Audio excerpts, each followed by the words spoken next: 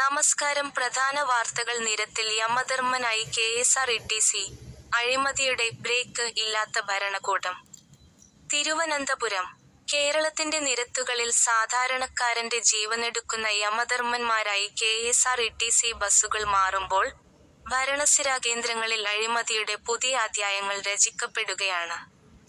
കൃത്യമായ പരിശോധനകളില്ലാതെ നിരത്തിലിറങ്ങുന്ന ഓരോ ബസ്സും ഓരോ സഞ്ചരിക്കുന്ന മരണക്കെണിയായി മാറിക്കഴിഞ്ഞു. കണക്കുകളിൽ നടുക്കം.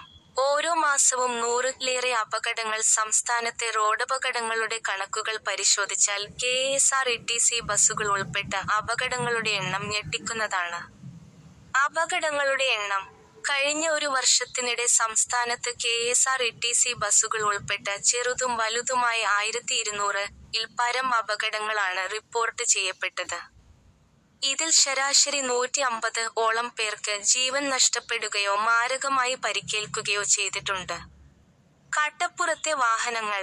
കെ.എസ്.ആർ.ടി.സിയുടെ ആകെ ബസ്സുകളിൽ ഏകദേശം 25% മുതൽ 30% വരെ ബസ്സുകൾ നിരന്തരം സാങ്കേതിക തകരാറുകൾ മൂലം വർക്ക്ഷോപ്പുകളിലാണ്. സ്പെയർ പാർട്സുകളുടെ അഭാവം മൂലം മാസങ്ങളോളം കട്ടപ്പുറത്ത് കിടക്കുന്ന ബസ്സുകൾ ഒടുവിൽ തുരുമ്പെടുത്ത് നശിക്കുന്നു. ഫിറ്റ്നസ് ഇല്ലാത്ത ആനവണ്ടി. നിലവിൽ ഓടിക്കൊണ്ടിരിക്കുന്ന ബസ്സുകളിൽ പകുതിയോളം ഫിറ്റ്നസ് മാനദണ്ഡങ്ങൾ കഷ്ടിച്ച് പാലിക്കുന്നവയാണ്. ടയർ തേഞ്ഞതും ബ്രേക്ക് തകരാറുള്ളതുമായ വാഹനങ്ങൾ നിരത്തിലിറക്കാൻ ഡിപ്പോ അധികൃതർ ജീവനക്കാരെ നിർബന്ധിക്കുന്നതായും ആക്ഷേപമുണ്ട്. അഴിമതിയുടെ ആഴക്കടൽ. ഖജനാവ് ചോരുന്നു. കെ.എസ്.ആർ.ടി.സിയുടെ തകർച്ചയ്ക്ക് പിന്നിൽ കേവലം നഷ്ടം മാത്രമല്ല, ഉന്നതതലത്തിലുള്ള അഴിമതിയുമാണെന്ന് വ്യക്തമാണ്. സ്പെയർ പാർട്സ് കുംഭകോണം. ഗുണനിലവാരമില്ലാത്ത ചൈനീസ് നിർമ്മിത സ്പെയർ പാർട്സുകൾ വാങ്ങുന്നതിലൂടെ ഉദ്യോഗസ്ഥർ ലക്ഷങ്ങൾ കമ്മീഷൻ പറ്റുന്നു. വണ്ടി നന്നാക്കാൻ പണമില്ലെന്ന് പറയുന്ന മാനേജ്മെന്റ്, ഇത്തരം ഇടപാടുകൾക്ക് മാത്രം പണം കണ്ടെത്തുന്നു. പോലീസിന്റെ ഒത്തുകളി. നിയമലംഘനം നടത്തുന്ന കെ.എസ്.ആർ.ടി.സി. ബസ്സുകളെ പിടികൂടാൻ മോട്ടോർ വാഹന വകുപ്പും പോലീസും മടിക്കുന്നു. അതേസമയം സാധാരണക്കാരെ ചെറിയ കാരണങ്ങൾ പറഞ്ഞ് പിഴയീടാക്കി പീഡിപ്പിക്കുകയും ചെയ്യുന്നു. ഡീസൽ വെട്ടിപ്പ്. ഡീസൽ ഫില്ലിംഗിലും കിലോമീറ്റർ കണക്കിലും വലിയ തോതിലുള്ള ക്രമക്കേടുകൾ നടക്കുന്നതായി വിജിലൻസ് കണ്ടെത്തലുകൾ സൂചിപ്പിക്കുന്നു.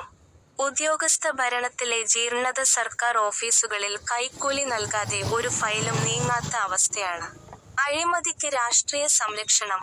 പിടിക്കപ്പെടുന്ന അഴിമതിക്കാരായ ഉദ്യോഗസ്ഥരെ രാഷ്ട്രീയ സ്വാധീനം ഉപയോഗിച്ച് തിരിച്ചെടുക്കുന്നു. പൊതുജനങ്ങളുടെ ദുരിതം.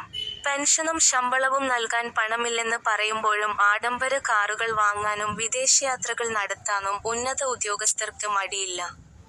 കെ.എസ്.ആർ.ടി.സിയിലെ അപകടങ്ങൾ വെറും യാദൃശ്ചികമല്ല, മറിച്ച് സിസ്റ്റത്തിന്റെ പരാജയമാണ്.